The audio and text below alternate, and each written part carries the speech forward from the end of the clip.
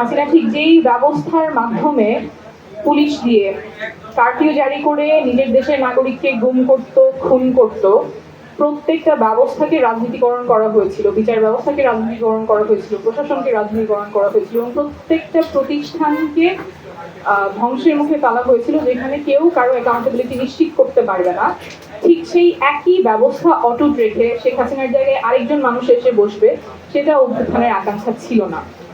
কারণ ওই সময়টাতেই সবাই বলেছিলাম বাংলাদেশ 2.0, অর্থাৎ আমাদের একটা আমূল পরিবর্তন প্রয়োজন, শুধুমাত্র বেগ কিছু জিনিস না। রাস্তায় রাস্তায় এখনো দেয়ালে দেয়ালে লেখা আছে স্বাধীনতা এনেছি, সংস্কারও আনবো। একদম পটভূমিটা যাতে পরিবর্তন হয়, ব্যবস্থাটা যাতে পরিবর্তন হয়, যেখানে কেউ আর রাষ্ট্রীয় প্রতিষ্ঠানগুলো, মেকানিজমগুলো ব্যবহার করে সেখানে যেভাবে ক্ষমতা কুক্ষিগত করে রেখেছিলেন সেটা যাতে আর না থাকে, এবং সেই সময় এই ব্যাপারে ঐকমত্য ছিল। তো এই পটভূমিতেই কিন্তু অন্তর্বর্তীকালীন সরকার অনেকগুলো কমিশন করেছেন। সেই কমিশনগুলো আমাদের ব্যবস্থাগুলোতে কি পরিবর্তন লাগবে, কি সংস্কার লাগবে, সেটা নিয়ে তারা খতিয়ে দেখবেন। কিন্তু এই যখন কমিশনগুলো ফর্ম হলো, কমিশনের যে রিপোর্ট আসবে, সেই রিপোর্ট বাস্তবায়ন কে করবে সেটার কোনো স্বচ্ছতা ছিল না, সেটার কোনো জবাব ছিল না। কমিশনগুলোর এখতিয়ারই ছিল শুধুমাত্র তারা প্রপোজাল দিবে, পরামর্শ দিবে, কিন্তু পরামর্শ বাস্তবায়নের এখতিয়ার তাদের নাই। কিন্তু বাস্তবায়নের এখতিয়ার তাহলে কার কাছে আছে সেটা স্পষ্ট ছিল না। অনেকগুলো কমিশন হলো, তার মধ্যে মাত্র 6টা কমিশনের রিপোর্ট নিয়ে ঐকমত্য কমিশন গঠিত হলো। সেই ঐকমত্য কমিশনে যে 6টা কমিশনের রিপোর্ট আলোচনা করার কথা, সেই 6টাও আলোচনা হয় নাই। অর্থাৎ বাকি যেই কমিশনের রিপোর্টগুলো আছে, আনফর্চুনেটলি সেটা হয়ে যেতে পারে একটা একাডেমিক এক্সারসাইজ। অর্থাৎ রাষ্ট্রের জনগণের টাকা দিয়ে কমিশনগুলো এত কষ্ট করে আমাদের রিফর্ম প্রপোজাল দিয়েছে, কিন্তু সেটা কখনো আলোর মুখ দেখবে কিনা, বাস্তবায়ন হবে কিনা, সেটা আমরা জানি না।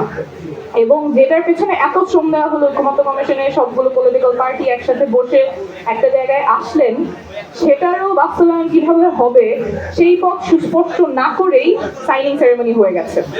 তো এই যে একটা ধারাবাহিকতা, যেখানে আমাদের পরিকল্পনা হয়, প্রস্তাবনা আসে, কিন্তু প্রস্তাবনার বাস্তবায়ন নিয়ে কোনো চিন্তা থাকে না, রূপরেখা থাকে না, এটা খুবই একটা অদ্ভুত অবস্থা। আমরা তো যে কোনো পরিকল্পনা করি সেটা বাস্তবায়নের জন্য, কিন্তু বাস্তবায়নের রূপরেখা ছাড়া ওই পরিকল্পনার অর্থ কি? আমরা হয়তো পার্সোনাল জীবনে অনেক পরিকল্পনা করি, এই দেশে ঘুরতে যাবো, ওই দেশে ঘুরতে যাবো, সেটার বাস্তবায়নের পথরেখা না থাকতে পারে, কিন্তু জনগণের ট্যাক্সের টাকায় যে কমিশন রিফর্ম প্রপোজাল গুলো আসছে, সেটার বাস্তবায়নের কোনো রূপরেখা থাকবে না, এটার কি অর্থ? এবং এটা যে এবারই প্রথম হয়েছে এমন না, অনেকবার এরকম কমিশন, টাস্ক ফোর্স গঠন করা হয়েছে যেটার বাস্তবায়ন হয় নাই। 1990 সালে 29টা টাস্ক ফোর্স গঠন করা হয়েছিল, যেখানে 250 জন খুবই গণ্যমান্য ব্যক্তি সেই টাস্ক ফোর্স গুলো হেড করেছেন। আমাদের প্রফেসর ইউনুস তখন সেলফ রিলায়েন্স পলিসির টাস্ক ফোর্সের হেড ছিলেন, Mahiuddin Mahmud macro economic policy task ফোর্সের হেড ছিলেন। তারপরে যে সরকার এসেছিল, সেই 90-এর পরে যে সরকার এসেছিল, তারা ওই রিপোর্টগুলির তেমন কোনো সব ব্যবহার করেন নাই।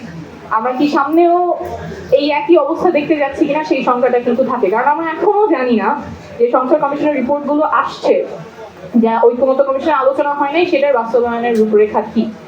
সাধারণত যে কোনো পরিকল্পনা হলে, সংস্কার পরিকল্পনা হলে, যেটা এক্সপেক্টেড, কোন সংস্কার হবে, কিভাবে হবে, কে বাস্তবায়ন করবে, কবের মধ্যে বাস্তবায়ন করবে, এবং সেই প্রয়োগকারী সংস্থা যদি অত তারিখের মধ্যে বাস্তবায়ন করতে না পারে, তাহলে সেটার কনসিকুয়েন্স কি হবে, এটা সুস্পষ্ট থাকতে হবে, নাহলে তো বাস্তবায়ন হবে না। কেন বাস্তবায়ন হবে?